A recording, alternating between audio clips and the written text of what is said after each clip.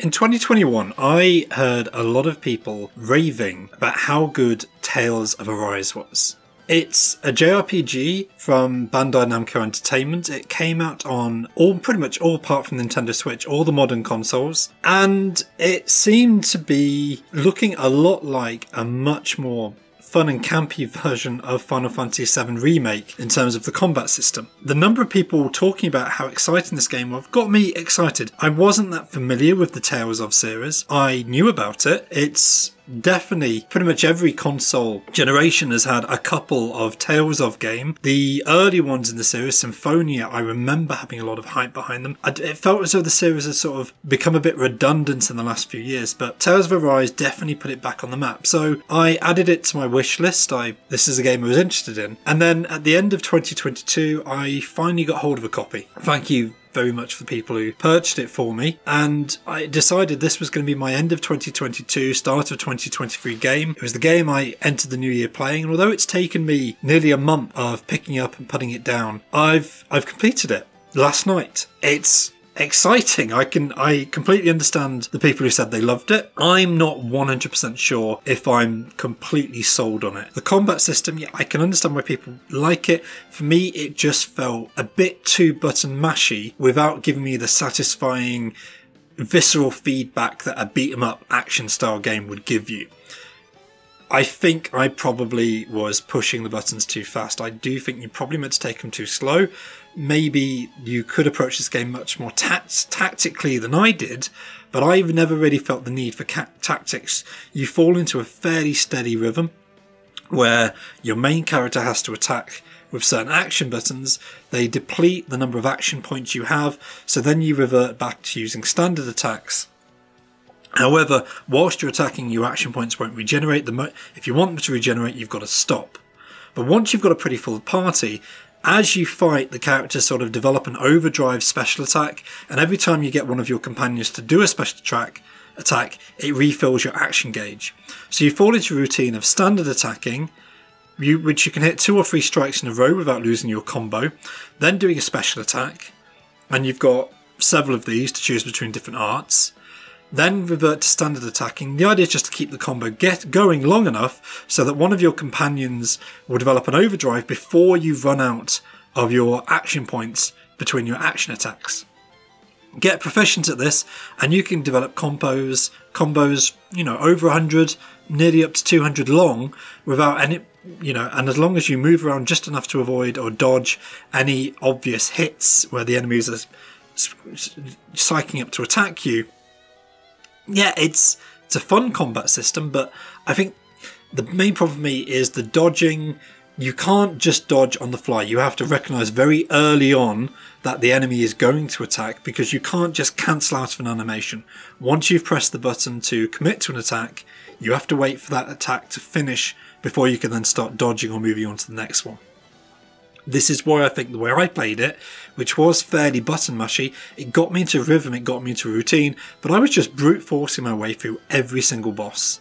And that's probably not the way you're meant to play it. I think probably you're meant to be much more slower, much more sedate, much more tactically, in order to then get the dodging in. And definitely some of the other characters that you could play as once you unlock further into the game, they seem to specialise in dodging, and then to power up the character by getting a perfect dodge in, then you have increased abilities or power or stamina or whatever stats you need. I never really engaged with that. Just played the main character, brute forced my way through it. I enjoyed it, didn't love it, but it was never not satisfying. And the loop of grinding to get more characters, to get better weapons, to progress the story, it hooked me. The story. A JRPG lives and dies on the story, and I don't know if the other Tales of games are like this, because I said this is my first one in the series, but this is so by the book and obvious in terms of the dynamic. It's so stereotypical. I turned to my partner in the early hours of the game, when about less than an hour and a half in, and just said, is this not the most Japanese thing you've seen this year? This was the end of 2022, so that was, it wasn't the beginning of a brand new year. It is so Japanese, so typically JRPG. The cutscenes, the anime, there's cartoon graphics for important cutscenes, the character design, the princess you rescue, the muscle-bound guy who looks after you, the guy in the mask at the beginning. I loved it though. I was, if you just say to hell with it and go along for the ride, there's so much fun here. And it takes a while to actually find its feet and work out, find stability, because actually you have to play through an entire dungeon, defeat an entire boss, and then the opening credits roll and it sort of declares this is the start of the game. But yeah, to all intents and purposes, you're nearly a fifth of the way through it before the game actually declares this is the starting point. These are the two core main characters and they're off on their adventure now. But as an opening, high marks. It pulled me in, it got me in the scene. I just abandoned all sanity and went along with it. But the storyline, and once you actually get to know the wider cast of characters, and they take a long time to develop, they're all really stereotypical, but they're all really fleshed out to a really strong degree. The optionality of the cutscenes, where you're not forced into that many very long cutscenes.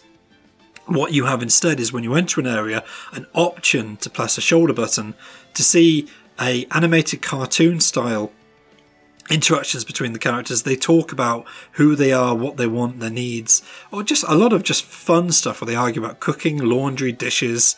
Again, it's really, really Japanese cultural stereotypes. Even though this is a completely fantasy world, there's a lot of stuff going on. I was shaking my head and going, really? This again? But the game does just enough originality, and it's so full of self-belief in itself that I was just pulled along for the ride. But if you get tired of this, you can ignore all of that brilliant character work and ignore those cutscenes and just enjoy the gameplay. Plot-wise, there are 5 lords for you to defeat. It establishes very early on that you'll be travelling through 5 areas.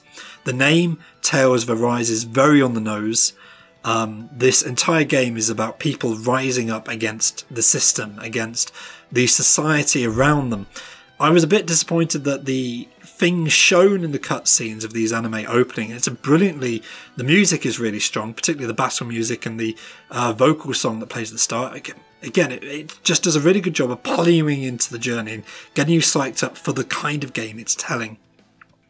But there's not that many scenes where you're actually surrounded by that many people. The world is quite sparsely populated, which is a little bit of a problem for me given what the setup was. But it established you'll be travelling through 5 distinct areas, overthrowing the societies, and all of them have a very distinct problem that need to be fought in different ways. By the end of the game, you'll actually be travelling to another planet. The game is set on a world called Dahna. There's a twin world, it's visible in the sky for much of the game, called Rena, where the oppressors are from. And the main characters, one of them is a muscle-bound hero who just needs to pick up a sword and fight anything. The big twist at the start of the game being he can't feel any pain. So there's a risk-reward dynamic in the combat, which is a lot of your attacks you can do sacrifice HP. Maybe, again, this is me brute forcing it. I didn't feel the need to rely on them that much. I very rarely ran out of health. Because the second character is really good at healing you. But the plot specific twist about her is she's got this magical form that means people can't touch her.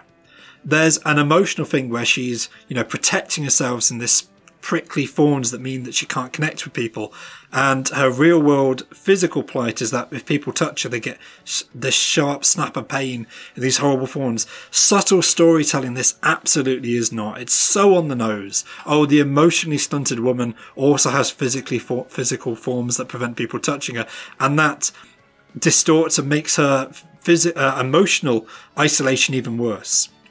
Well, duh. And the muscle-bound hero that can't feel pain happens to be the one person that she can connect with because she can touch him without him recoiling in fear. Yeah, it's really obvious, but it has so much self-belief, and halfway through the game it tips things up a bit when their dynamic starts to change. And for all the twists and contrivances, there are very few things in a genuine science fiction story that I go, oh, I was not expecting that.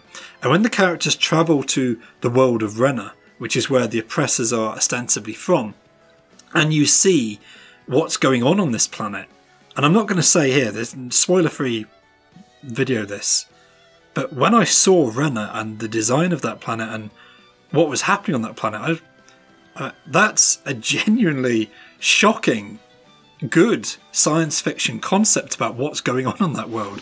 Now, the shock only lasts a few minutes before it then reverts into a fairly rote JRPG, gotta kill the bad guy because the bad guy's up to bad stuff. But it was satisfying.